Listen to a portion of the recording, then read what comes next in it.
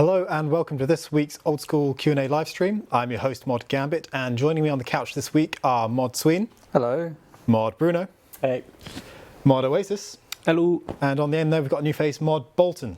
Hey there. We'll start straight away with the new face then, Mod Bolton. Let's introduce you. So this is your first time on stream, I believe. Yep. Well, no. So I was briefly on the RuneFest stream, but only for maybe 2 minutes. So. Okay. Would you like to give our audience a rundown of your role at Jagex, how long you've been here? I'm Mod Bolton, aka John. I've been here coming up, I think actually today will be exactly 2 months I've been at Jagex. Previously, I spent 5 years at Riot Games working on League of Legends in the UK, English language Europe. And then before that, I spent 2 years at CCP working on Community and the Council of Stellar Management, the CSM. Outside of that, when I'm not working, I really love Warhammer 40k. I'm a super competitive player, and just love gaming in general. And a lot of fantasy readings. Once again, Warhammer 40k pretty dominant in my library. So yeah. Oh, excellent. A super nerd like the rest of us. Yeah. I'm like, I do my best. I do my best. I spend a lot of time playing with little plastic dolls. It's great. Amazing. Cool. I'll move on to the announcements, and I think the first thing that we'd sort of like to touch on, and probably something you guys are keen to hear from us on as well, is the issue around world crashing and potentially a sort of game-breaking bug. We did make a statement about this recently, but hopefully Mod Sween can give us a TLDR. Sure, yeah, I've got nothing new to share on this camera. Nothing new to share beyond what we put in the statement, which I think you set up, so it's ! Statement, is that correct? Cool. I'll give you a link to a reply I made on Reddit to a thread made by Rendy, and also his video as well. Basically, the video talks about an exploit and how it could be used to duplicate gold if game worlds are crashed, that kind of thing. The video really raises three things: the exploit itself, how we kind of talk to our content creators, and also how we work with the Reddit admins. So if you ! Statement, give it a read. We're not hiding anything. We're trying to be really open and transparent with how we approach things. In terms of the exploit, we didn't divulge any details because it was still being investigated and action was still being taken. In terms of like the content creator stuff, I think Mod Bolton will talk about that very shortly. But we don't want to silence anybody or try to distill the contributions that our content creators make.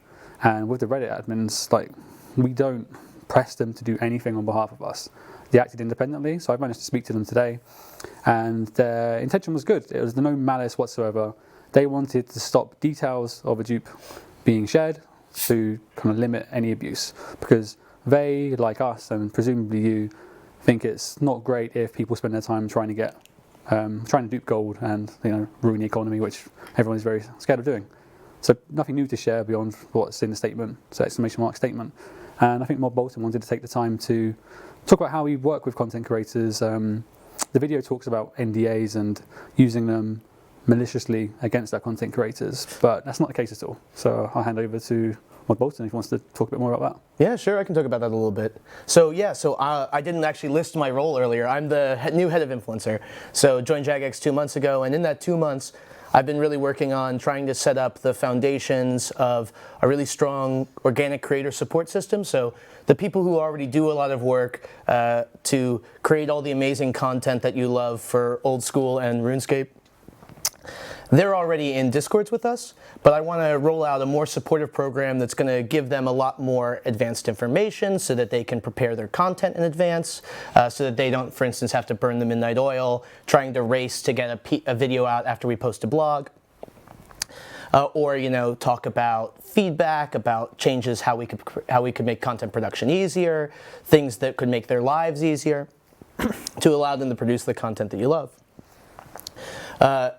On the side note from that, you may have also seen some of the recent experiments I'm doing on Twitch with sponsored creator advertisement through bounty boards around Twisted Leagues and other initiatives. So we're really in that stage right now where we're trying to lay the foundations of a strong support program and do the experimentation we need to be able to work with external creators and spend your players' money smartly and effectively, right?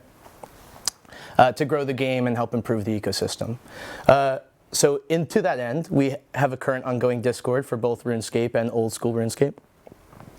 And in there, we have most of our large creators, things, and that creators means everything from streamers to YouTubers to artists to cosplayers. We have a large number of public and private channels with them.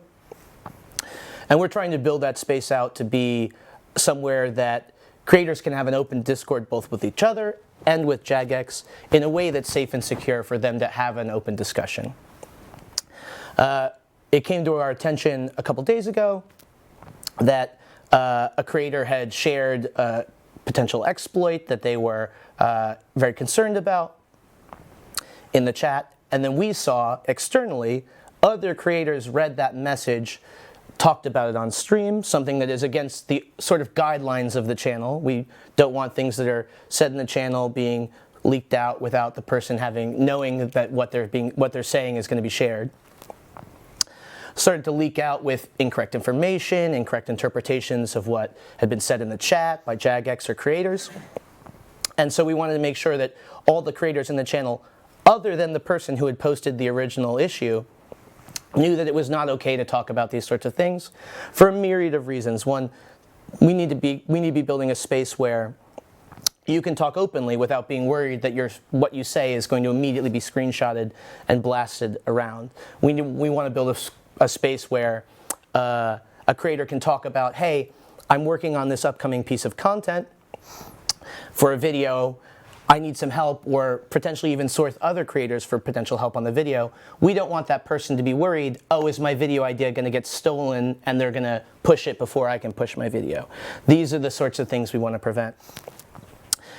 So in saying that to the group, I think I scared a lot of people with some big, scary legal language, particularly around NDAs.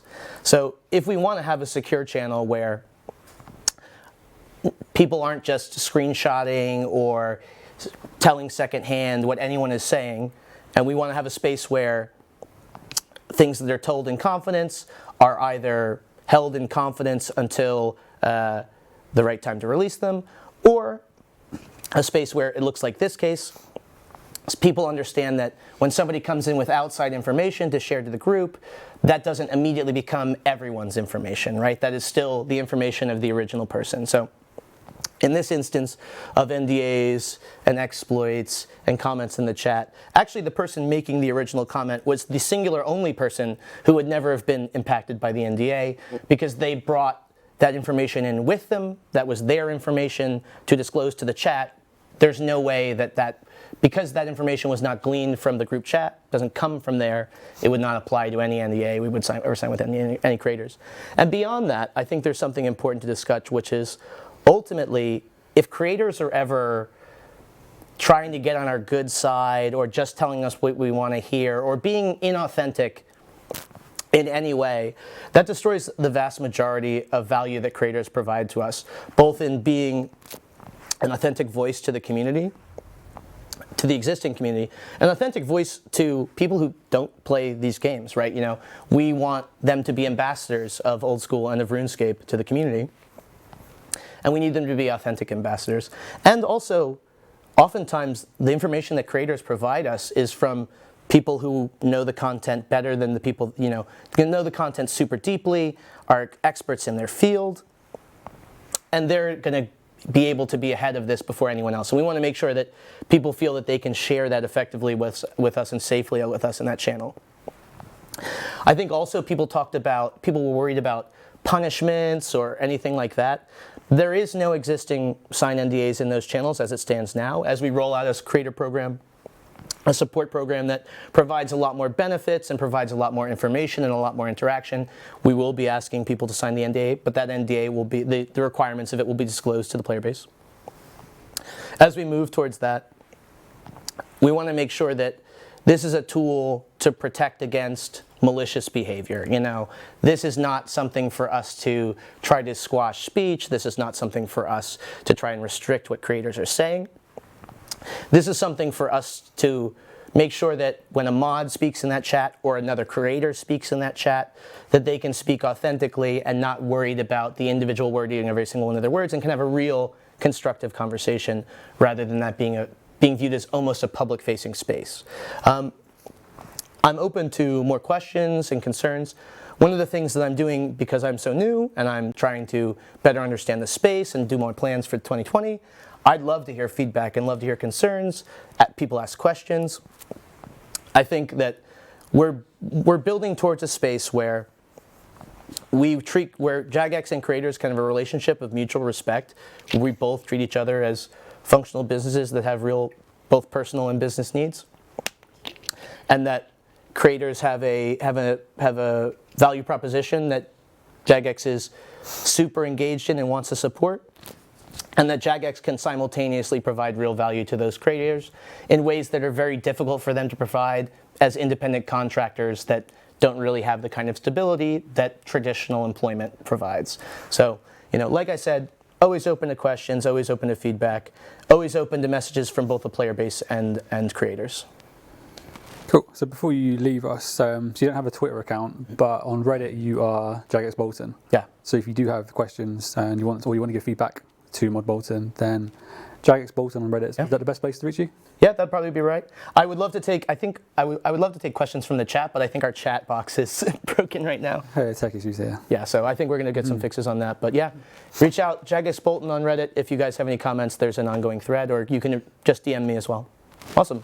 Cool. Nice meeting everybody, and cheers, and glad I got a chance to talk to everybody. Oh, that's great. Thank you very much, Mod Bolton. Cheers. Mike. Oh, my mic. That's cool. Very important. I don't want to drag. So we're going to swap out Mod Bolton for Mod Husky. Ooh. Mod Husky He's much more attractive enters. than I am. And we get to see a very smooth transitioning of members of staff.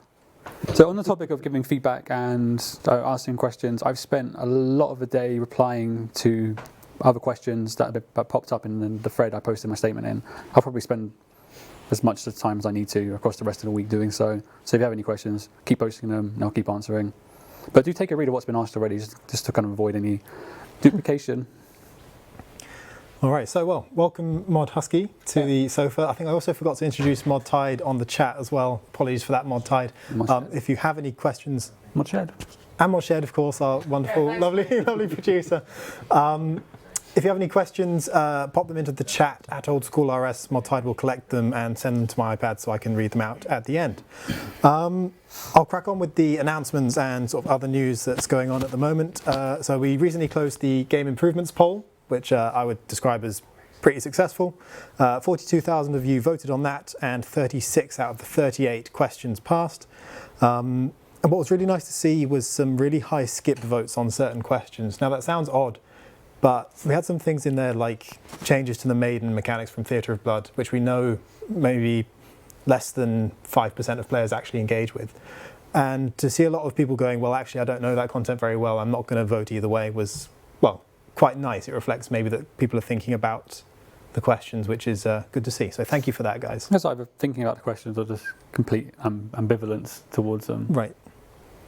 But we'd rather see that, I suppose, than maybe voting on something that you don't feel strongly about or particularly informed on. Only 2 questions failed, which was adding basic runecraft talismans to beginner clue caskets. I'd be curious to know why, but maybe not the biggest thing ever. And then obviously prayer reordering failed as well, so that will be staying sort of as it is. You won't be able to reorder prayers, and that will remain on the list of unacceptable plugins, so please don't do that on your third-party clients either. So the game update this week, I'll touch on the Abyssal Sire changes, which I think Mod Husky, you made those. Do you want to run us through what's changing there? Sure. So there are 3 things. The biggest one is probably the most requested one, which was the fact that you can take Sire from, say, 220 health, you deal 40 damage, he's at 180. His transition threshold is 200, so you'd expect him to move to the next phase. What actually happens in the live game is he stays at that 180 until your next hit. You see the XP drop and you know it was a big hit, but that hit is cancelled out and then the transition starts, and that's, well, first of all, it's wasted time because they've got to wait for another attack, and also it feels really bad to the players. So now what will happen is once the player has done damage to take him to 180, on the next game cycle, he will then commence with his transition, and that happens on both the transitions and the fight that happens. I think that's the biggest one the players are going to be excited about. There's 2 just small quality of life ones. The first one is regarding the respiratory systems. Unless you're getting really high DPS and lucky hits, you more than likely need to stun him twice to kill them both. And for most setups, say mid-level accounts that Sire are doing, maybe they've just got to Sire, you're definitely killing about 2, stun and then do it again. But there's that period of time where you maybe got like 10 seconds where you're just waiting for him to be unstunned and not doing anything.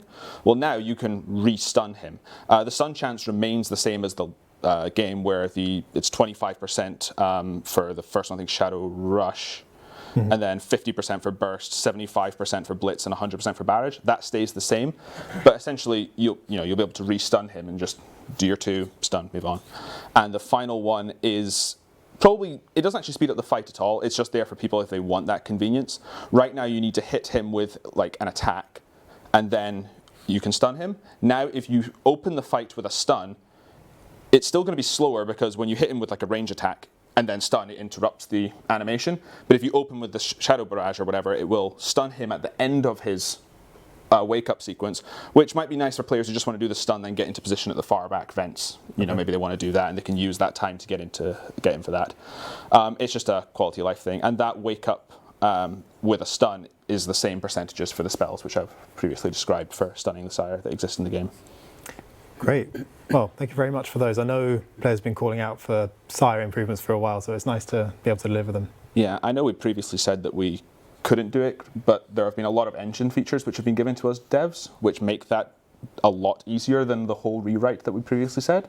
So just a shout out to the engine team for providing us with features that are actually useful to us devs. I know that's not very player facing, and we keep saying needs engine work, but we do get this engine work, guys, and we do get a lot of things that help us to do that. And I know that Mod Ed's been having a lot of fun with some of these new features for design in Ashihama. Well, that brings us nicely on to the rest of our update, which will be launching the Nightmare of Ashihama Rewards Beta. I think, Mod Bruno, you're probably best placed since you work more closely with that side of things than anyone else on the sofa at the minute. Mod Shed, could you possibly bring up some slides that we have prepared, and perhaps Mod Bruno can talk us through what we're looking at here? So, here we can see some of the rewards that will be put into the betas tomorrow. So much like Theatre of Blood, for example, we're doing a beta to show off the rewards which you'll be able to get at the Nightmare of Ashihama. Here we can see the Inquisitor armor and mace. This is basically a somewhat on par with Bandos, slightly better than Bandos, but it'll have very low defense. We've also slightly reduced the stats compared to what we originally offered yesterday, because a lot of people did rightfully complain, so we've gone ahead and adjusted those slightly. We've also got the Inquisitor mace. It's a pretty cool looking mace. It'll be a very good crush weapon, pretty much best in slot for almost anything to do with crush. If we get to the next slide. Click. Yeah, so here's the Nightmare Staff, along with Dagenhai, and the Siren's Toe. So the Nightmare Staff is a high-level staff which you'll be able to use different orbs on. Those different orbs will have different effects. For example, this orb is the Volatile Orb, the orange one. This orb makes it so it has a very good special attack. So people have always been asking for a magic special attack, and we finally offered it. It was very fun to play around with. We've also slightly reduced the stats on this since we've offered it yesterday on the blog. It's now not as strong hitting, but it'll still pack a good punch, and definitely on par with an AGS, which is something we'd like to look at. I've got the numbers here if you'd like. Yeah. Still got them. So originally we had it as 65 base damage with the multipliers, which would have included the weapon. We've now put that to 58, which doesn't sound like a lot, but the current scaling of that for the volatile one would go, just the staff itself would be a 66 hit, because that's got 15% magic bonus. If you have the cheapest and easily obtainable ones, like the Mage Arena 2 Cape and the Occult for another 12%, 27% total, the max hit will go to, I'm not kidding, 73. With current best in slot, i.e. adding Ancestral and Tormented bracelet onto that, the max hit will go to 80. And then with the new Siren's Tome as well, that would be 82. And we're not, I think the beta that we're running is a 2-week beta, where we will make potential changes after the first week regarding feedback. So even reducing that base damage from 58 to 57 or 56, has quite a significant knock-on effect with the way that it scales. But yeah, just a bit of clarity on that. Cool. So you mentioned that's the volatile orb. Do you know, or are we able to bring that back? Or I thought you were done.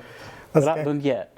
Yeah, so there are two other orbs as well. The harmonized orb I've got written down here. Well, do you want to explain that? So the harmonized orb is an orb which you'll be able to use on the staff, which will hopefully make it on par with something like the Twisted Bow or the Scythe in terms of DPS, because Mage has always been a lot weaker than other styles. We'd like to match that by making the harmonized orb make the staff one tick faster when auto-casting magic spells.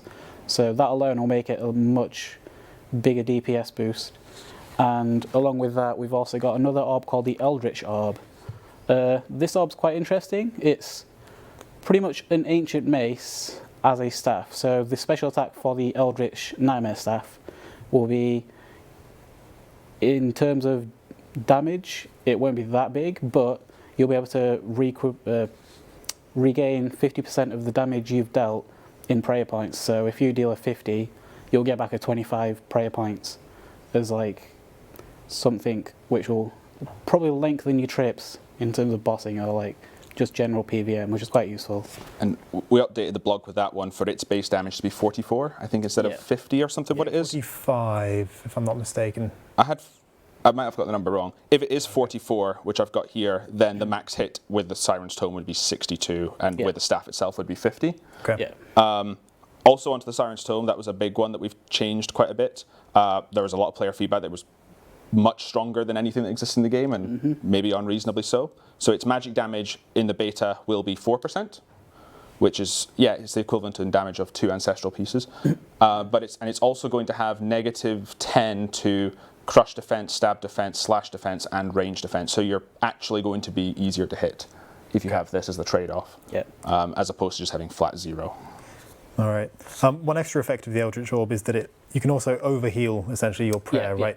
So much like the Ancient Mace, if you go to if you, for example, kill something and you've already at 99 prayer and you've got 99 prayer, if you deal a 20 with an Ancient Mace, you'll then become 119 prayer, so we'll keep the same sort of function. So if you do spec with this orb, or spec with this staff, and you go over your prayer, you'll be able to go up to, I think it's 120 we're capping it at.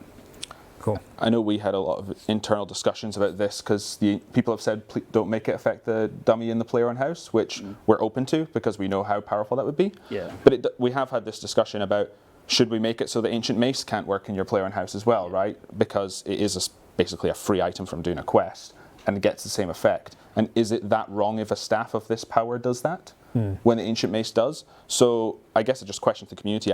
Give us this feedback. Do you think we should just make it so that the Ancient Mace doesn't either, right?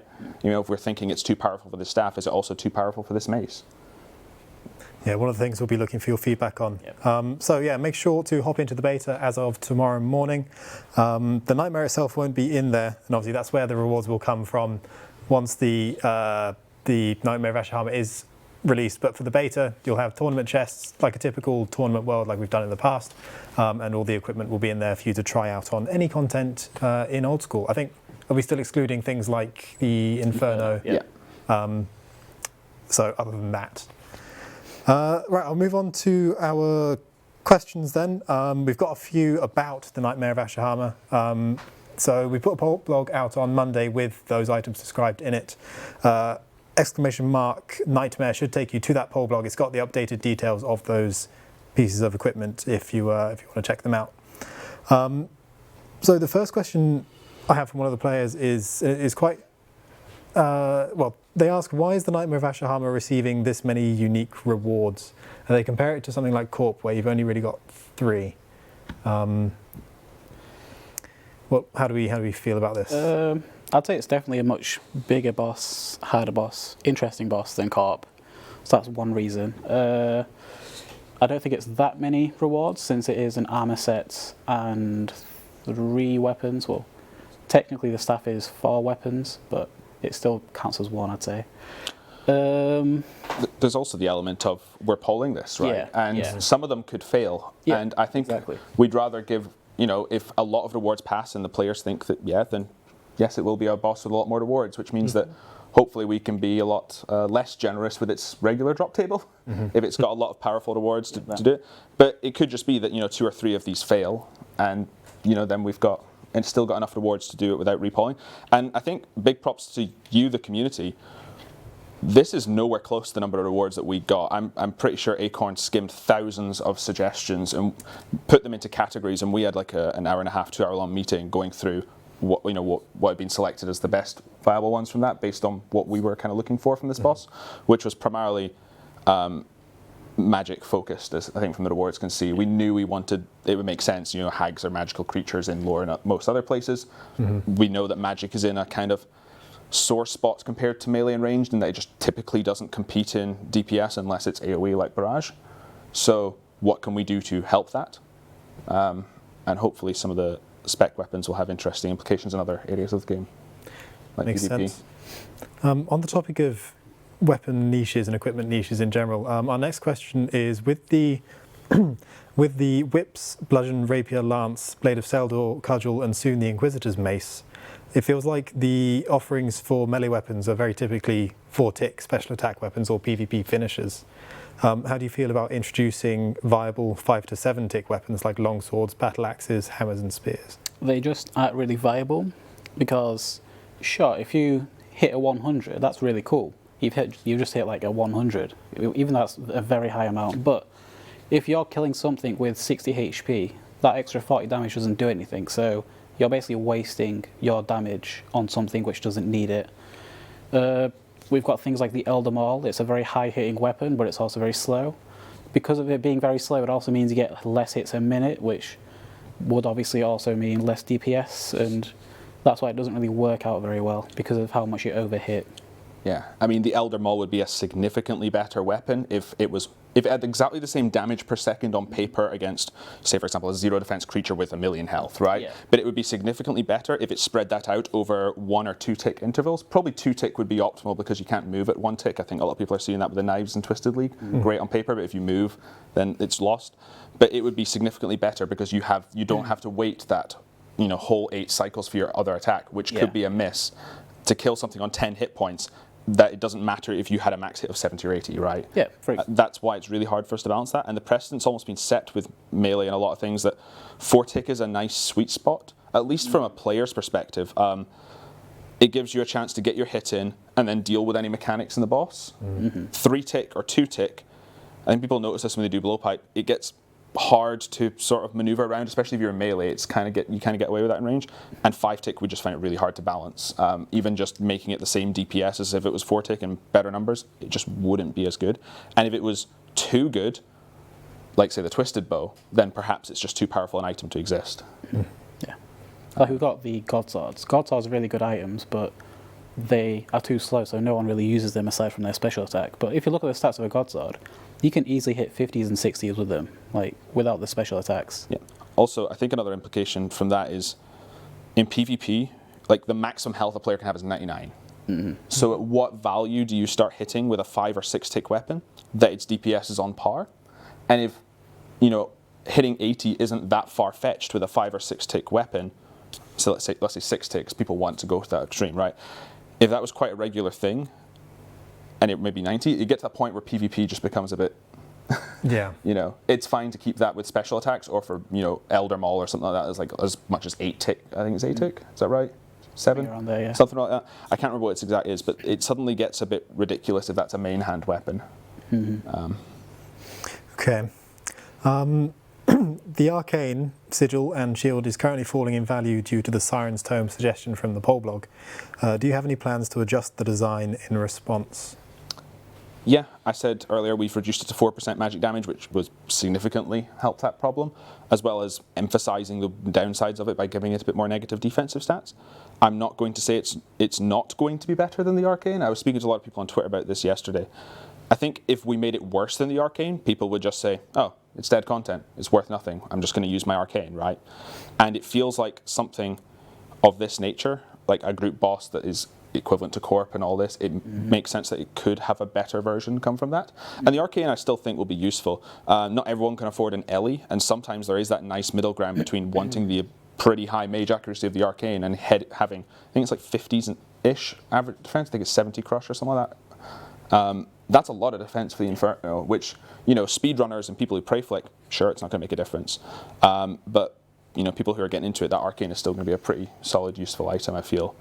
And especially the tome is going to cost, well, a significant amount, right? Yeah. So, people ask, why do God D'hide boots exist when pegs are a thing? And it could just be it's a slightly more budget thing. It's not going to drop to that value. It's probably still going to sit at a reasonable value. But it will be a more viable medium step then to get to the tome. I saw a lot of discussions about attaching it to the shield. And in that case, I'd want to make a shield and not a tome as a drop from the boss. I don't see why it would lose its defensive bonus. So, yeah, we're having a lot of discussions about that potentially. And I guess ultimately, if you guys don't like the reward, don't vote for it. That's the honest truth. We've got a large array of rewards. We feel like this one makes sense. We've nerfed it to what we feel is a more reasonable level. And hopefully your feedback in the playtests will, infer what we do in the second week of the beta. All right. I've got a few Twisted League questions as well, so you probably have to do a bit more talking. Sorry, Mardusky. So the first is, could players be forced to claim their Twisted League points so that ranks stay accurate on the high scores? That's something I've actually been working on as well. It's not going to be out for this week. We have seen actually a lot of people, or especially newer players, didn't actually realize they had to claim points, and were like, oh, I don't get it, and then they just didn't. There's a lot of accounts with unclaimed points. I know a lot of people generally get it. I know the tutorial did explain it, but I mean, you all spacebar through the tutorial, right? Despite the hours we spend perfecting it. I'm not bitter about that at all. But yeah, we're going to make it so that whenever you log in or complete a task, it will automatically claim your points for you. I also think that's a bit more fair, because I don't really think it's a healthy strategy for people to just hoard thousands of points to hide their real rank. Mm-hmm. I think, especially because we're putting out communications each week saying, here are the thresholds, it makes more sense if people actually know where they are, whether they can maybe relax on playing because they're a good bit ahead, or whether they can, push harder because they're just off the threshold. Mm-hmm. That's not something that will be in this week, presumably in coming weeks, obviously depending on QA getting through it, and there's obviously a lot of testing we need to do because we're making changes to an existing system with points. But yeah, that is something we're going to do. So post-change, it would be the case that once you complete a task, the points get immediately added to your current score. Okay, excellent. Cool. How do you feel about freezing the high scores at the end of the league, but leaving a couple worlds up for people who just enjoy the content? I think the success of leagues has shown that people, well, you guys, actually really enjoy the seasonal content. I mean, we knew that from Deadman in the past. Leagues is a different spin on seasonal content, and it's gone down really well. I think that if leagues exist all the time, it makes it less special. Mm-hmm. And I think that we want to leave it for long enough that people start to miss it, get excited for the next one, generate hype, and then the next one does as well. Because if it exists and happens very regularly, then people are just going to be, this is another league. Great. Mm-hmm. More time away from my main account, right? Whereas if it's something they genuinely enjoyed and they look forward to it, and they happen less often, because we also don't want to take an extortionate amount of time away from people's main accounts. Maybe most people will play for 3 to 4 weeks to get the rewards they want, and that's fine. If we did that 3 or 4 times a year, that could get really annoying for a player. Almost too much of a good thing kind of situation. Yeah, exactly. So I don't want to leave the world open. As far as keeping a record of the high scores, I believe we can archive that. I'm not sure what our plans are. Possibly. We need to talk to the web team about that. It might be the case that we can only freeze, we could have, say, the top scores frozen as a static page. Yeah. We've spoken about internally about having a place in-game that commemorates leagues, similar to the statues in Clan Wars. Mm-hmm. And it could just be that you go to the board there and you can see here are the league first and here's maybe the front page people. We haven't decided the exact specifications of that yet, but we'd like to do something of that nature. So at least maybe not everyone, because obviously we can't put that on the board in game to have hundreds of, is it 100,000 people, maybe something like that. It's like 120 by now. But we can at least commemorate those that do extremely well in that regard. Okay. The next question is just the word lockpicks. Yeah, we had a lot of discussion internally about this. Do we want to change it? Is it part of the competition that people who strategized well to get an impling early? Could we give a little bit of context maybe for people who aren't sure about what that means? Sorry. Sure, I'm jumping ahead. So lockpicks, the only way to get a lockpick on Zaya is from a young impling. Implings that are of the low category, I think have basically a 1 in 5, 1 in 6, I don't know the exact number of low tier implings to spawn one of them. So you don't always get young implings. There's only several spawns on Zaya. They're very heavily camped, and I think it's a 1 in 10 drop rate. Wiki, you're going to love me for Might be saying 1 in that. 20. It is. It's a 1 in 10. I think it's 1 in 10, and then 1 in 10 in brawling the special loot. Yeah, there's like 9 things that are 1 in 10, and then there's a 1 in 10 for the super loot table that is a bunch of other things. That's how I believe it looked. And we spoke about this, do we just make more implings available? Because to me, I see this as a bottleneck to content, which is artifacts. And I might have lived with myself saying that artifacts being locked behind a lockpick, ironically, is okay. But it also locks out the diaries, which are a lot of points. And we've fixed a lot of bottlenecks to content already for leagues. We made more plows before the release. I know people might not think we made enough plows, but we did. We put as many as we could in those fields. We made more worlds online. We fixed the sandworms in Piscarilius to spawn a lot faster on League Worlds. We made it so that someone stabs the Shazian soldiers so they're injured quicker. You know, they don't, but they just get injured more often. Because we don't think these bottlenecks are good for the game. So that aside is the reasoning why we are doing something for lockpicks. And what we went with is adding it to the scavenger drop table in raids. Currently, I think everything is a weighting of 2 to get, except fishing bait, which was 4 for some reason on the scavenger drop table. So we've stolen part of that 4 and given 2 to the lockpick. It's not. We were considering, does this affect raids too much? Which, quite honestly, most groups do their scavengers quite at the end before Alms. So they've already done the thieving room if they've got it. And if anyone does do prep, it's not guaranteed. If they get a lockpick, it's just a cool, nice. That room's ever so slightly faster. And that way, people have a way to go and get that more reliably in the game. And this way, it's still a bit of a grind and a bit of a journey to go off and get it. So it's not just go to a store and buy it, which would completely undermine that work people have done. But yeah, I think it is something we should fix, just a bottleneck issue. We are tomorrow. Cool. So. Can the Iron Man icon next to players' names be green in the Twisted League instead of grey? So remember I just said we do get engine work? Yes. This is unfortunately engine work. I know it might not seem like it, but there are certain things that are exposed to us as content developers that we have complete control over them, and those icons are not. Brownie points to engine if they do give us the feature for add sprites as we want for things. But unfortunately, while it is a nice to have, they have other priorities that this is currently not high enough to get to. Okay. Maybe at the end of the league, if they get some of their work done and it comes up as, do you have time to do this? And definitely I'll push for it for the future leagues, for our future league. I think that would be something if we have enough time before the next one to do. But yeah, sadly, it's not something we can just offer ourselves. It also seems, so it seems unlikely that we would change it every league as well for a different theme. We would probably keep the green theme, I think, consistent if we were to do yeah, like that. It's quite interesting because we've got 2 themes going on that are kind of the same and players might not have realised. Leagues as a whole have a green theme, right? That's why it's a green world, and a green chat icon would make sense. Twisted Leagues have a theme which is a slightly different green with white and black. So that's why all the cosmetic rewards have that theme. It was kind of taken from the colours of All Omen, that sort of thing. And the next league might have a different colour scheme, right? Which isn't leagues. So yeah, we'd still keep green as that league thing. So you're not going to suddenly change the world to a different colour every time. Okay. This is quite a nice suggestion. I don't know how you guys feel about it. So the player has asked if we could get the Relic upgrade animation as an emote on the main game as a reward for players who reach the 5th tier of Relic. I really like that. I think it's cool. I think that's nice. I think Mod West did really well on it, and Mod Surma made the cool sounding animation that everyone's eardrums were ripped apart by when Leagues launched, and it was an area effect that we all made everyone do. Sorry about that. That was an oversight. But I think it would be cool to add this, maybe as like a right-click emote to the banner, maybe, or something like that. Just something, I think I wouldn't want to add it as like a specific emote so that people can see and go, oh, why didn't I unlock that? Because if it's unlocked by that, we need to detect, oh, you've participated in leagues to unlock it. Right. When instead we might just say it's on the banner, and anyone who gets the banner can do that, and that might be a niche use for that. Okay, cool. I like that implementation. Is it possible to keep random event items like the mime outfit and zombie outfits from league to league? I know we've also heard suggestions for other things persisting. I know pets already do, but we've also heard like maybe music tracks, things like that. I don't see the harm in it. I don't want to promise the players yes. I think there are a lot of things like this, and keep sending your suggestions in. We'll take a note of them.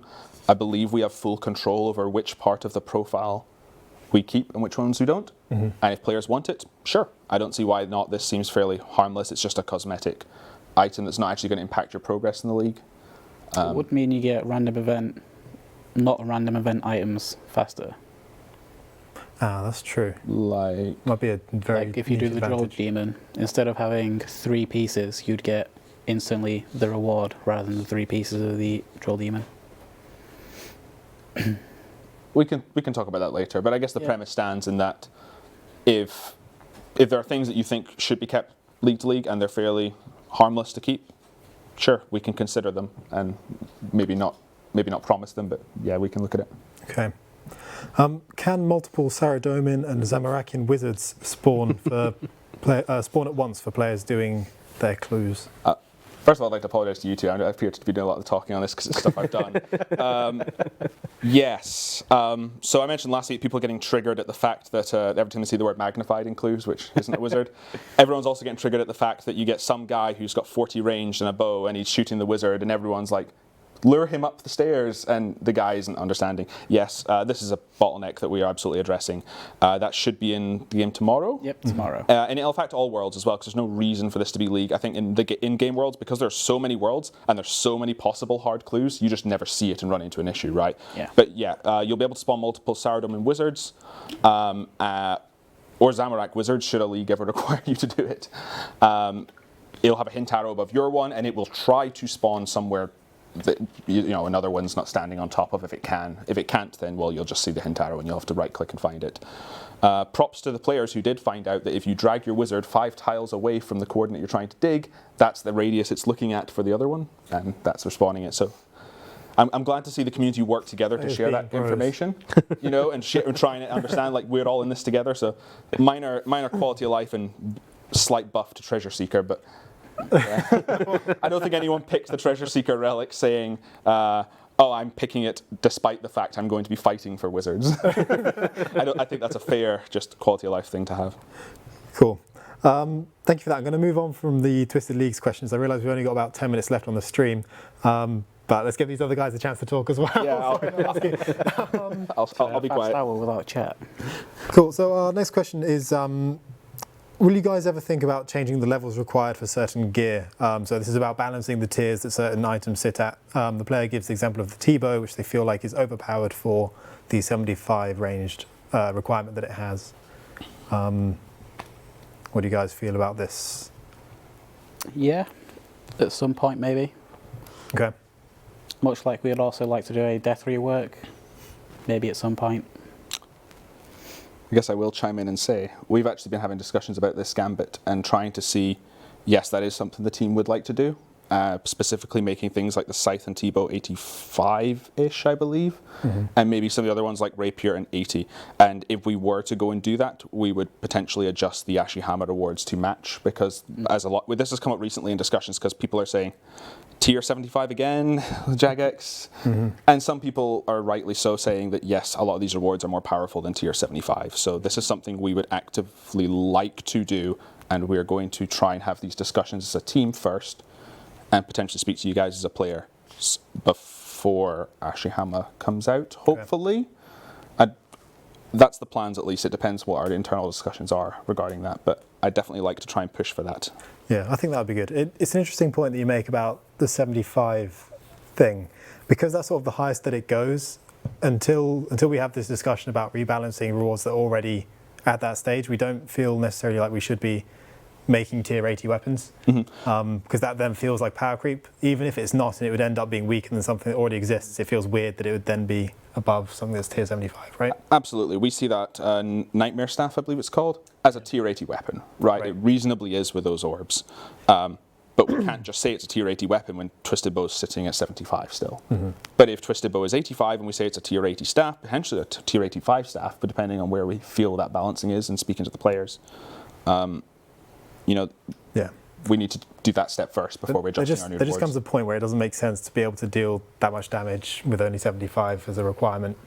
And also, I think it feels maybe kind of scary, like it might sort of introduce more power creep, but if anything, it's going to allow us to balance better and fight against power creep by readjusting and putting these things in their proper niches. I think it opens up space for us as devs as well. I don't think players realize this too much, but it's very hard and very grey area for us to say, where does this sit in power level? And we have the real power level in our heads of all the weapons, but actually seeing it on a sheet and communicating to you players, we can say, Twisted Bow is 85, and this thing's tier 80. we're going to come out with a tier 82 thing, and suddenly that puts a lot more understanding and context into the players on what we are trying to pitch. Sure. If the skill guides reflect the actual power level. And it also, I think, is better gameplay experience for players to see that there's a line of progression. You know, they'll go and say, oh, okay, at tier 75 I get a blowpipe. That's what I need to buy. Now I got to 80 ranged, what am I looking for next? You know, and it provides that information to people on what their next upgrade should be in power. Okay. Could a message appear when you die at the Inferno, which would state the wave that you reached and the time that you've spent? Probably, yeah. Don't see it being too hard to do. Cool. Yeah, we already have the time, so it shouldn't be hard for a dev. Sweet. Give Moderator the chance to talk here. When will we see the winter event? I can't wait to get back my reindeer hat that I had back in the day. 11th of December. I don't know if I can say it, but You've said it. I've said it now. Is the day it comes out. It's on a Wednesday because there's a lot going on here at Jagex on the Thursday. So just to make things easier, we pushed it the day forward. And yeah, hopefully you guys enjoy it. New best in slot fashion cape shield on the way. I guarantee it. But yeah, other than that, I'll let it till the event comes out. Okay. We're not going to get any spoilers out of you? No. Okay. How's your experience been working on the Christmas event? I never realised how deep the Christmas lore goes in the RuneScape universe. After having a meeting with Ash and Kieran and a couple other people, you learn a lot. So saying that, there might be a couple returning characters that players are hopefully excited about. And yeah, it's been a real fun experience, especially when it's a Christmas event, which has always been quite lighthearted. And it works perfectly with the RuneScape themes, I guess, of just light-hearted comedy. Because of that, did you do any research into previous ones? I know you can't play them anymore, but at least like maybe videos to see what people did, or? Yeah, all the way back to, I think like 2004, 2005, to get the theme of how it was all the way back then as well, and see what I can bring to this event. So hopefully you enjoy it. Oh, all very exciting. Pretty cool. Thanks. All right. Don't know what you guys think of this suggestion. Could we see something similar to the Dead Man mode chests that would spawn randomly across the map, but spawning across the wilderness instead for players to fight over? These would be announced beforehand at Edgeville. I'd assume it would only be on one world, or else it would be... I think we'd have to Very limit easy the game. worlds for sure. Otherwise it'd be a bit too easy, yeah. It's hard to say what the player had in mind for what's in the chest, which is where my thing's Right. going right now. Yeah. And if it was the same stuff that was in there, I mean, obviously we're not handing out infernal capes and like Dagonoth rings and things like Hand out that, someone a and Barrow's Dragonfly gear. shield. I think that the unfortunate thing is, a system like that, it kind of needs uniques behind it, and we're open to discussing it. Maybe it's a chance at Dagonhai other than the Laren's thing. Maybe there's things like that. I think it needs to have something unique that will pull someone to it. Otherwise, it has to have a drop table of a lot of value that's not uniques, and we've seen how that goes. Right. And if it is just a generic drop table that has a bunch of uniques, it has a very predictable value. And then it becomes a calculation of, oh, is it worth my time to do that? And I think one of the issues is as well is people could just take turns and share the loot, right? I don't think people would fight over it too much. Unless it had something that, you know, if it was going to drop an item that was worth millions, right? Potentially. That would get people's excitement, but I don't want to take items from other pieces of content and put them in that chest and get them in other ways. That doesn't feel like a very good thing to do. Yeah. Okay. Yeah. All right. So maybe with very careful implementation seems to be the answer. All right. Last one from our scripted questions, I guess, before moving on to your chat questions. At Old School RS in the chat, send them over to ModTide to get yours in. We'll try to answer as many as we can in the last 5 minutes or so. So our last question is, why have you polled extra teleports for the player-owned house, despite agreeing that it's already overpowered? I'm happy to field this one because it's fair enough. I've seen a few of you guys asking this question. So with the ones from the Game Improvements poll that we closed on Monday, those are more like things we'd missed out previously rather than things we wanted to just push in there. So the Vice teleport was basically an omission from before. And I think we'd basically already committed to adding the Arceus spellbook teleports at some point. So that was more of like a catch-up thing rather than stuffing as much as we can into the player-owned house. But with the fact in mind that it is very powerful, we would maybe look to not do so much with it in future, at least for the time being. I think the interesting thing is that the player-owned house isn't actually overpowered in the sense of speed and efficiency except for the pool. The pool is naturally amazing. But for the teleports, like the Weiss one, it's actually quicker just to have the Weiss crystal on you to get there immediately instead of going to the house, doing it. It's more of a convenience overpowered. I'm not saying it's not. It's a conveniently overpowered thing that you don't need to think. And you've just, obviously it makes like your construction cape effect or tabs much stronger. But I agree. It feels like I'm more surprised that some of these are not on the Nexus than anything, because I felt like that was supposed to be the every spellbook, you know, on it, spellbook teleport on it. And I was actually genuinely surprised when I looked into it and I was like, oh, it doesn't have the Weiss one? But why does it have the other one? Because I would have thought it should have had both. And that was just a player, I thought that. I think there was a design decision to be, oh, it's the newest teleport, even if the Troll Stronghold one's just a bit closer. Don't put it in now. But I think it's been out long enough that there's no harm doing it. And all of these, again, do require 1,000 of the teleport, like before. So it's going to cost a lot to do it, more than you'll probably reasonably do, at least in the next year or two's worth of gameplay. Okay. Moving on to your chat questions then, guys. So Smithsonian OSRS wants to know if we could have Ring of Recoils make a sound when they shatter. Currently, there's no indication that they've broken, other than, well, they're just gone. They have a chat message, I believe, or is that a third-party client thing? Pretty sure they do. I think they have a chat message, and I think that chat message is that horrible dark purple, even on transparent chat boxes, which is something I notice a lot, and well, don't notice a lot, should I say, which we could just make brighter. But I agree, there's no reason it can't have a sound effect, because I think displaying information through as many different mediums as possible is just general good player experience. Whether it's through color, text, sound, and a bunch of other things, it makes it better. Although I wouldn't rely on the sound effect itself, because a boss could be doing an attack sound or other things that might not make you realize, if they're all playing at the same time, you might not hear the specific breaking sound. Yeah, so we have to make sure it's something noticeable, like the Armadillo crossbow spec. Well, let's slap tap way on there. Yes, let's just do that.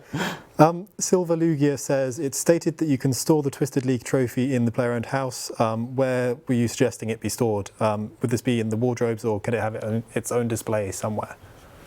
I don't think this has been decided yet. I think this is just like a musing from us as the dev team that we've shared with the players to try and get feedback on. I personally think there's a trophy case, I believe, in your house, is there? Or a trophy room, at least, that we could put a trophy case in. And I would see it like that, so you can put in you will be able to see what you did. But remember when I spoke about that area in game that commemorates leagues? What we were considering doing is having a statue there, right? Then on top of that, you will see the cup that is the rank that you placed in that league individually. That's not confirmed happening, but just like something we've talked about would be quite cool, because you'll go to that and see, like, maybe you see your progression, right? You see Steel League 1, Mithril League 2, Adamant League 3, Rune, and so on. And that could be quite cool, because we can just make that, we store obviously where you finish on the player, so every player will go in there and see their own progress in that statue, as opposed to, and that could be quite cool. But there's lots of ideas. We want the idea of the trophies to be something you can see in game and commemorate. So I saw one idea I liked, which was be able to change your tip jar into a trophy, like one that you. I did like that idea. I thought that was quite clever. Quite good. It'd be a weird placing, but yeah, I would like to have it as like something you can display rather than just having to wield. Okay. Maul has requested that we make the Truva parchment work on the Salve amulet, i.e., just like we did with the rune pouch. They note that it's an untradeable item and it's painful to lose it because of all the Nightmare Zone points. What's the letter for Truva parchment? T? Or? I think it's T. Would it be So TIE? it's an EIE, a tie amulet? I'm just thinking how much that name gets. There's no It's either T or L. It might actually be L. L? I'm wondering if they're wanting us to spell something as a naughty suggestion. But I don't think there's anything there that's coming out. There's no dev reason why we can't do that. If players want it to, we could perhaps poll that as a qual thing or something. Okay. Dream Wakener wants to know if we're going to repoll the clue scroll stacking. They love the feature in the Twisted League. We've seen a lot of people asking for this. Now that you have it. Yeah, now that you've seen it. I think when we originally polled it, it was a stack of 5 max. Is that right? I can't remember. I think we said you can only stack up to 5 max, which is more a convenience thing. Because I get the idea is people, get to finish their entire task and maybe get 2 or 3 clues if they're lucky, and do it. And the players voted no, so I don't know if it was a close near miss. I can't remember now. But I would love to see at least, Treasure Seeker might never come back in a league, right? We don't know. It was a cool relic to play around with, and I think those scroll boxes look pretty cool at least. Yeah, they do. Again, shout out to Mod West for doing a great job on those. And if we did do it, we could reuse those models. I'm not saying put it in the game because I want to keep a model. That's not a very good dev decision. But I think it was something I personally thought it would be good, and we could look at repolling it if community opinion has shifted on that. Okay. I've definitely seen more demand for it since players have had a chance to try it out. So maybe. It's an interesting thought. I heard people say, are you going to have leagues as a way to test content that you can't put in the game? And I'm like, well, ironically, right, people were saying, did you learn anything? This is a question last week we actually couldn't answer but can answer now, which was, did you learn anything developing a relic that could be applied to a future thing? Well, now we have a Nightmare Staff of Harmony that makes magic attack 1 tick faster, right? The same thing can be applied, and people will actually get to see what it feels like to have 4-tick magic, which will actually inform their vote a bit more. So yes, there are things like that we can consider. It's not the only purpose of leagues, but it's maybe a nice added effect. Cool. All right, I realise we're a couple of minutes over time, so I'm going to summarise back over the announcements that we had at the beginning of the stream. So we welcomed Mod Bolton on stream. He's our head of influencer management, and he spoke a bit about the recent situation with one of our content creators and a specific video that you guys probably know all about. On the same topic, Mod Sween pointed you guys to the statement that we made regarding the exploit and some world crashes, exclamation mark statement if you want to go back and read that. We summarised the game improvements poll where the vast majority of questions passed, as well as the game update, which includes Abyssal Sire changes, some bug tweaks, and the Nightmare of Ashihama Rewards Beta for you to look forward to. Exclamation mark Nightmare to see all of the equipment and stats that you'll be able to play with as of tomorrow morning. That just about rounds things off, I think, then, guys. I'm going to thank everyone on the sofa for joining me this week. I'm going to thank Mod Shed and Mod Tide behind the scenes, and I'm going to thank you guys for watching. We hope you have a wonderful, wonderful week, and we'll catch you in the next one. Bye-bye. Bye-bye. Bye. Cheers.